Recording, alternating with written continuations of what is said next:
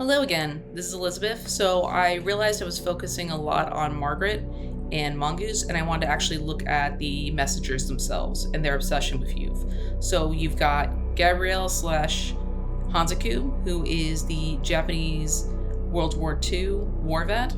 He's done a lot of things in his life he's not very proud of. He's a tactician, and he is probably the most nuanced out of the group. He's survived a lot of different combat encounters, and as a result, he's the most level-headed. He's survived both the Tower of Babel 1 and the Tower of Babel 2. And he is closely linked to his cousin, Hanzaku, which we've seen, his name is Hattori, who is the Blood Forger. And they have a contested relationship that's full of both mentorship and resentment of what can and cannot be. So that is going to be highlighted throughout the entire series.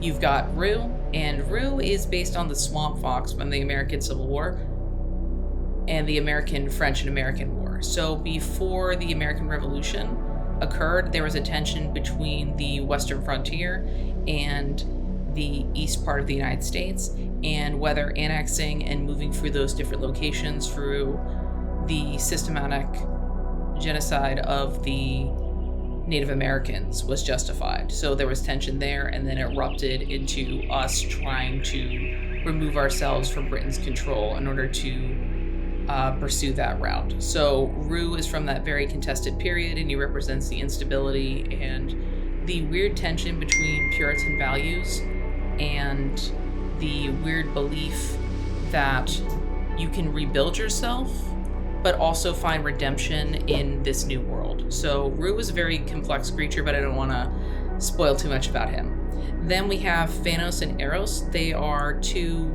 twins. They are twins made in their physical body and form by Mongoose. So Mongoose's healer ability has it where she can manipulate the physical forms of them, and she basically treats them like her father treated her and her mother, taxiderming them as dolls. So dolls are meant to be manipulated, dolls are meant to be projected on, dolls are meant to lack agency. So even though Eros and Thanos, they're actually half siblings by accident, they represent an aspect of incest.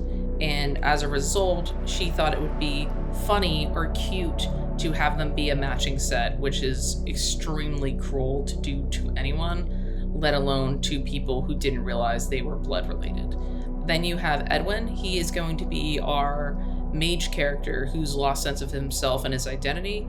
He is a Irish, I want to say revolutionary in his own mind. However, he's just parroting the same kind of rhetoric from his sister. He is originally from the Troubles era. His sister got involved with the Irish Revolution to push off the restraints of Britain out of Northern Ireland.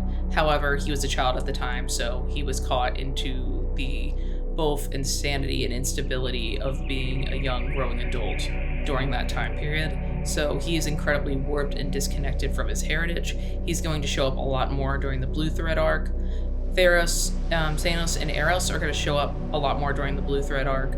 And you have it with Rue and Hanzaku. They're going to be present throughout. And then you have Rodya. Rodya is a fan fiction character I created actually from teaching Crime and Punishment so often. So I kept seeing him, and he is this college student who had to drop out during the height of his educational prowess. He's back in St. Petersburg, and he basically, under the pressure of what do I do with myself under the weight of poverty, devises to prove that he is arrogantly better, the superhuman, and can control life or death. So he goes and kills Svetlana, and through that, he goes in this first case of cat and mouse between him and the police. And it folds in the first 75 pages dealing with crime, the latter couple 100 pages dealing with the psychological torment of what it means to lose your humanity in the pursuit of an ideal. And he's featured there as well. So he's there for our existential crisis, which is nice. And Georgie and Belle, they are paired together, but they are dramatically different. So you've got Belle, whose name isn't revealed till later, but she's a doll in the world of Mongoose, so she is stereotyped. So she is a Southern Belle. She was defending her house in the South, and she loves her dogs, her many creatures, and she basically had to cope with the reality that the South had fallen and its wealth was based through breaking the spines of particularly Black and brown communities, but also other poor Southerners, and her not coming to the realization that the war is over and that the North was still attacking and still staged attacks until Juneteenth, where there was a mass production of letters, and everyone in the Union, both Deep South and in the American West, where there was tensions still going, were alerted that the war was over and the South surrendered. So it was a free-for-all kind of period in which she indulged in cannibalism to survive. And then you have Georgie, who is our run-of-the-mill bootlegger, but he has a moral compass. He refuses to go after women and children. He makes it very a masculine appeal to say that a fight is better only through fighting against individuals, and their war mechanics and abilities tie into their backgrounds. So Belle's a tactician, so she can summon different weapons through her time period, particularly the bayonet gun. She's an excellent shot and can tame dogs. You've got Thanos and Eros. They were medieval crusaders. You've got them using mainly archery techniques from that time period. They also were traders and sellers on the road, so they have a collection of different cleaning products that they sell for money.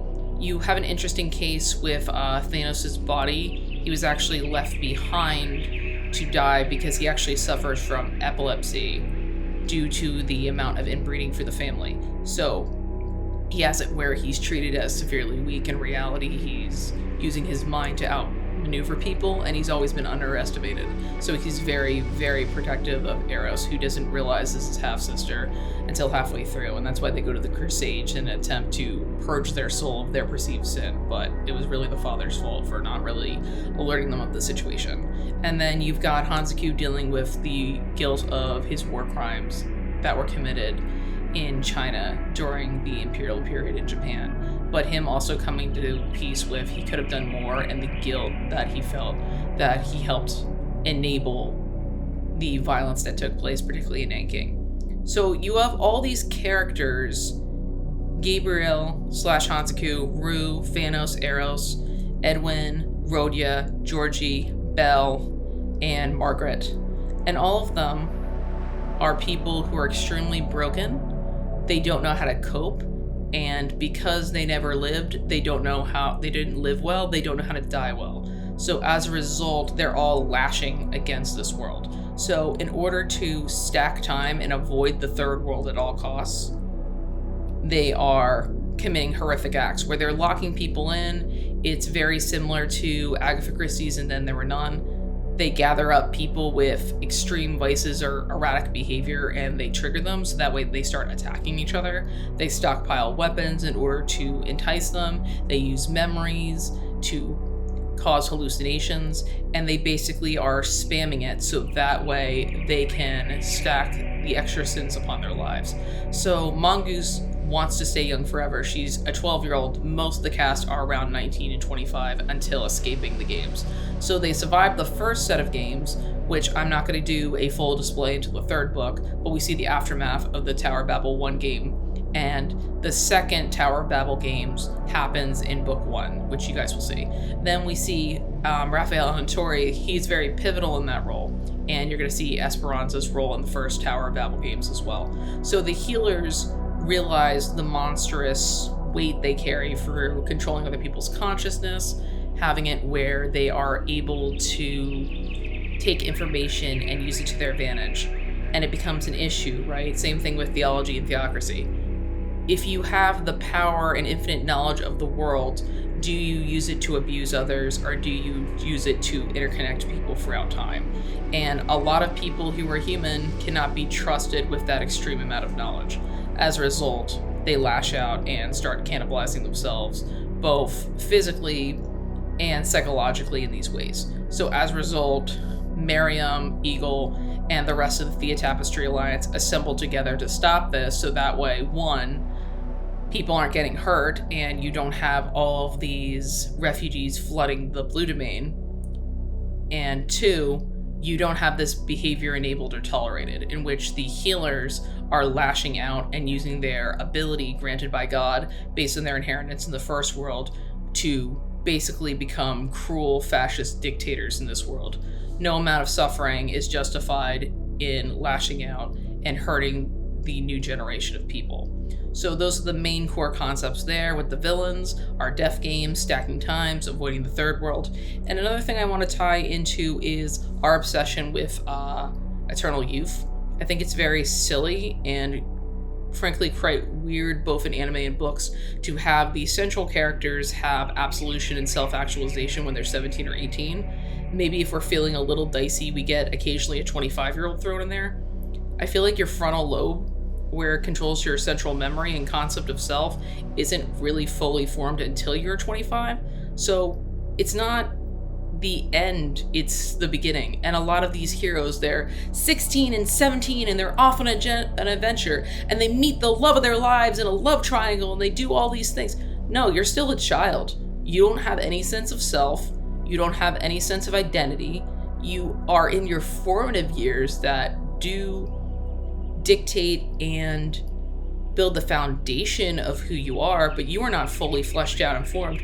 And by having these people show how monstrous overall it is to be afraid of growing up, to be afraid of facing accountability, to be afraid of growing and building and constructing oneself, we're really exploring that our obsession with youth really is a monstrous thing. I think not only is it a privilege to grow old, I think it's also a joy to grow old. I think it's a joy to look back at the past with kinder eyes and rebuild stories and see them as part of arcs of your overarching story. It's beautiful to look at things objectively, deconstruct it, and keep moving forward. I think it's wonderful to understand one's history, one's past, one's context in the world, and also to not romanticize the youth. Because in a way, if we're fetishizing being young, your best days are behind you instead of in front of you. And I feel that's a terrible message, especially for our youth nowadays, to tell them the best time of your life is when you're not fully formed, you haven't lived up to your potential, and then once you hit 30, that's when life ends and you're in your stationary role, whether that's your job, whether that's being a father, whether that's being a mother, whether that's something that takes precedence over your personhood. And I feel that's not right. It's a part of your journey. You're only just starting, and life is a beautiful thing to embrace. Its flaws, its highs, its lows, its complexity, and being able to grow with grace and not be frozen in time is a truly beautiful thing. And the villains, the antagonists, the reason why they are ideology-wise opposed to the Thea Tapestry Alliance is everyone eventually will get to heaven. It's not if, it's when. But they are purposely self-sabotaging themselves. They are not open to the recovery. They are not open to getting help. And people have to want to get help, but they are not entitled. Their pain, their suffering does not entitle them to stop other people on their journey. And as a result, by exploring why we glamorize youth, why we want to constantly be idealizing when you're young versus showing how to age, showing how to grow gracefully, showing how to accept things and change destructive patterns that have been set before you, that is more of an uplifting message than saying, here's this teenager off on an adventure. So that's what I'm hoping to do with the antagonist characters, and that is what I'm hoping to do with Margaret's depiction of glorifying youth.